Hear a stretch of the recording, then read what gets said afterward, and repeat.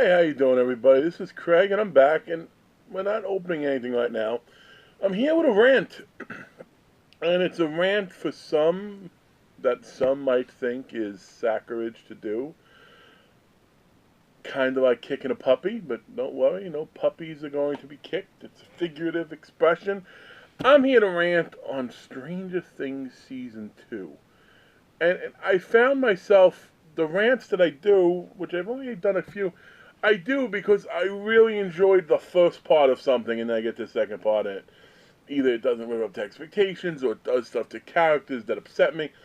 There's a lot of that in Stranger Things Season 2. Now, admittedly, this is going to be somewhat spoil infused. I'm not going plot by plot points, but if you haven't seen it, it will give a few things away. So, by all means, adios. I hope to see you again. That said, I jotted down a bunch of things. There's so many things in the series. I mean, season one was great, and I'm sure if I went back and thought about it, maybe I could find stuff in season one that bothered me, but I remember watching at the time, no, nothing did. I thought it was just genuine, nostalgic beautifulness, and yay. I get it. New season, you gotta change it. Gotta be a worse bad guy than you previously had. You gotta introduce characters who you didn't have. So let's talk about both of those. As far as worst bad guy, instead of the Demigorgon, they got a whole bunch of smaller Demigorgons, who are referred to by Dustin as Demidogs, which is another thing. Dustin, in this, we'll get to him shortly, he's become somewhat of an ass. And you can't turn Dustin, like the lovable Dustin character, into an ass, and he's become an ass. Especially, like, when they're talking about these life-threatening dogs. Every time someone doesn't use his term, he's like, no, they're called demi-dogs. That's what I said. That's what they are. Doesn't matter. They're trying to kill you, okay? I don't think you need to know what the creature that's trying to kill you is called, but we'll get back to him in a bit, because he does a lot of screwed up shit. And he did more than kick a puppy. He fed a cat to somebody. So, we have the demi-dogs, who, now, they're smaller than the Demigorgon, yes, but they're not significantly small as it progresses through the show. So you would think if one Demigorgon was so nearly impossible to kill that Seven had to enter some magical space and teleport and whatever the hell exactly happened, went through a wall, then all of a sudden, though, they're going to find a way. Oh, why don't we just close the seal? Huh? Why didn't they do that last? Like, why wasn't that an option last time, by the way? Why'd you just leave that shit open like it's fine? But that's neither here nor there. But there's a lot more of them, and you're fighting, and they're not killing. Not one of the regular characters fell prey to the Demigorgon. Now, I said not one of the regular characters. There's one somebody who was taken out. I don't need to tell you who that was, though. I will say, though, when they died, they clearly took a pause and waited, where if they just ran a little bit quicker, they would have lived. So that's another nuisance. I won't spoil that death, though, just in case, you know what happens. The other new characters you have, well, I can't say this now, let's spawn, so let's focus on two of them. You got Billy and you got Max. You got Billy, the dickhead stepbrother, and you got Max, the redhead, the love interest for Lucas and Dustin. Which is another area in which you see Dustin become real douchey, but that's okay. But Billy, what the fuck is wrong with this kid? Like, this kid Billy, one, he looks like he's 30. Okay, he doesn't, like, there's, like, Gabrielle Gutierrez, 90210, yeah, she looked older, yada yada, I get it, fine. He looked 30, like, and he's in there like, no, I don't get it, like, that's, okay. But he is as big of a dick, like, there's one point where you get the idea he's gonna, like, smack his younger sister.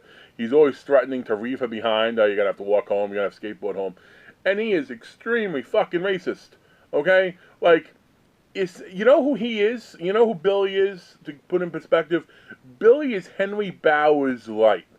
Like, Stranger Things couldn't have a Henry Bowers character in it, especially Henry Bowers from the actual book, but even Henry Bowers from the movie.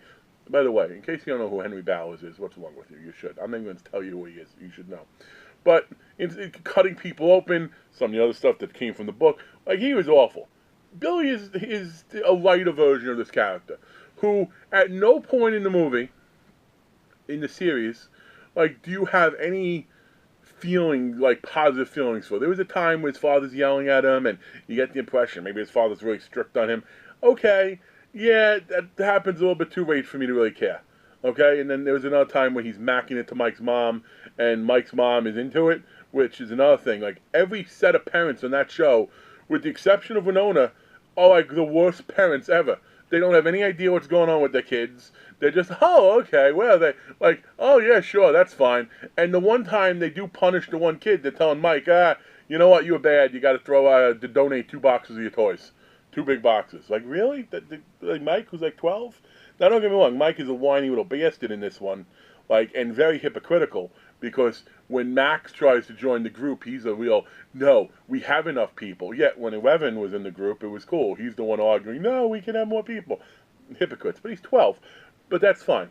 But is it? Because at 12, when he finally does meet up again with 11, they have this moment of passion and, like, they're sobbing, and I'll never leave you again, I'll never leave you. One of them won just away at war, and you haven't been together for years. Okay? In the scope of the time frame of the Stranger Things world, the Stranger Things narrative, he knew Evan for a couple of days. Like, that's it, a couple of days. And they had this in passion, like, that's a stage 5 criminal word on both their parts. I'm just saying. So, we covered that. We covered Billy.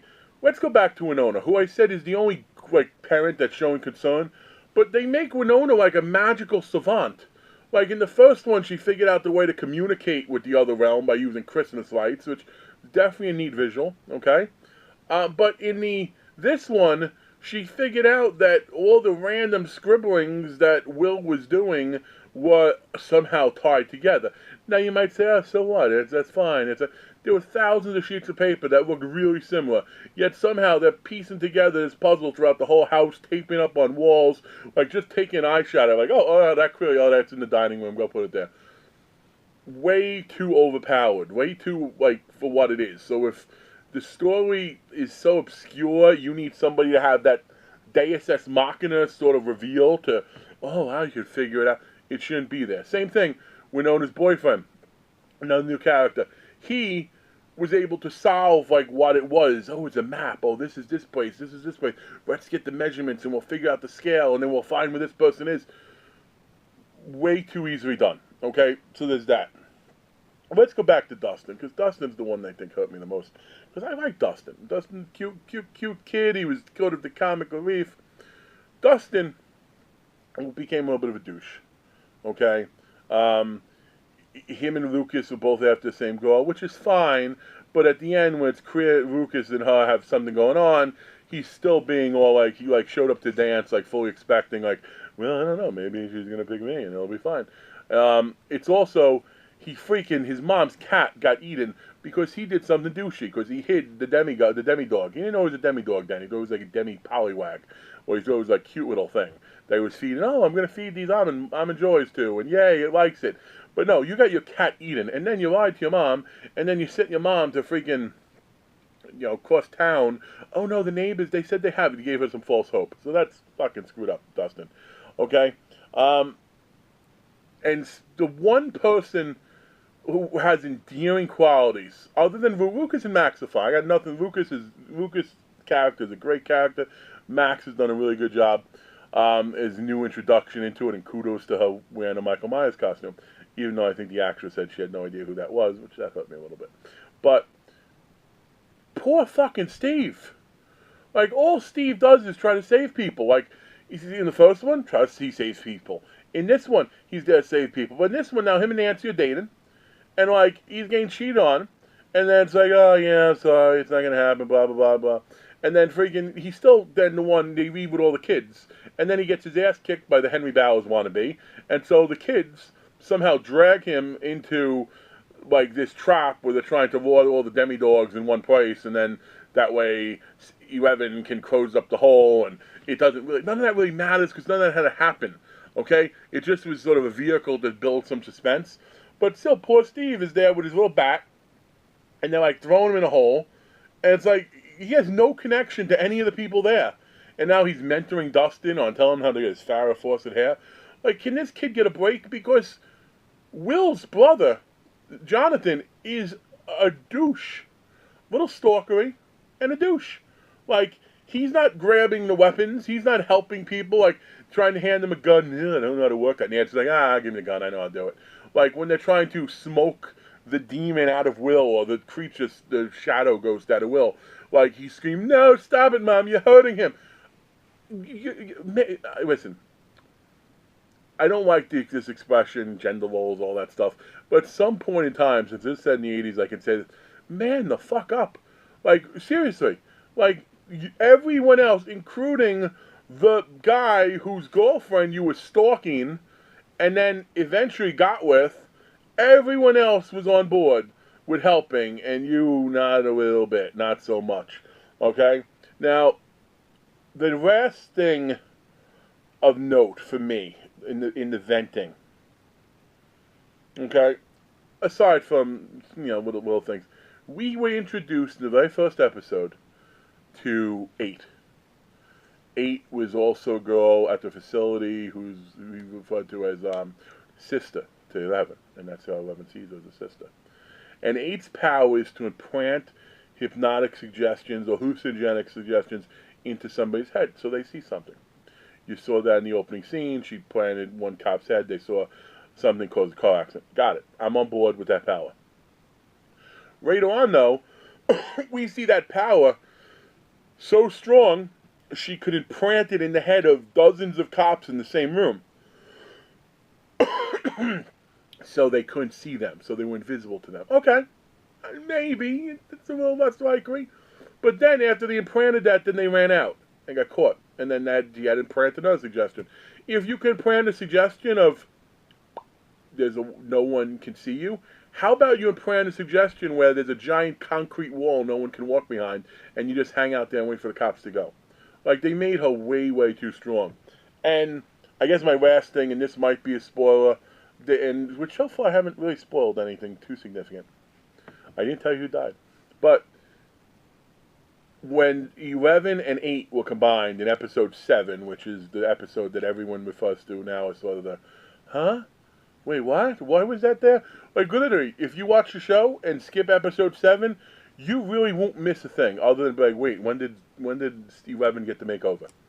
But she does find out that Papa, the Matthew Modine character, is actually still alive. Maybe. I hope he's not, because that'd be BS, because we clearly saw him die. I even went back and looked in the episode, say, oh, maybe it was ambiguous. No, it wasn't ambiguous. We clearly saw him die. So unless they're doing a thing where he was able to clone himself, or maybe he was like number 1 in the program and his power was Wolverine or Deadpool healing, which, no, don't do that either. Okay, Matthew Modine, bring somebody else. It will be intriguing to see what happens. I am ranting on it, but I will be on board. I will watch Stranger Things Season 3 when it takes place, but, like, can we make the characters nice again, or normal again, or something? Like, literally, or either that, or just, make Stranger Things the season of Steve. I'll get on board with that. Let Steve walk around, kill a bunch of things, protect people. I'm in. And that'll work for me. And let's not have Winona Ryder solve any amazing puzzle that no one's ever seen before. Because, like, at some point, that's what she's going to do. Because that's what she's been doing throughout. But, Rant wasn't as evil as My House is October Built 2-1. That one still hurts me. But I don't know. What do you think? Are you listening to this? If you have listened to the whole thing, yay. Are you listening to this going, what the fuck? Stranger Things 2 was amazing. This guy's completely wrong. Maybe. Tell me. I appreciate that. You agree with me? Are there even other things I didn't say that you're like, oh man, I thought you were going to say this part? I don't know. Let me know down below. And if you are subscribed, you've been paying attention to my other videos, I got a contest in the works that ends December 1st. You should find the video pretty easily. But thanks for checking it out, everybody.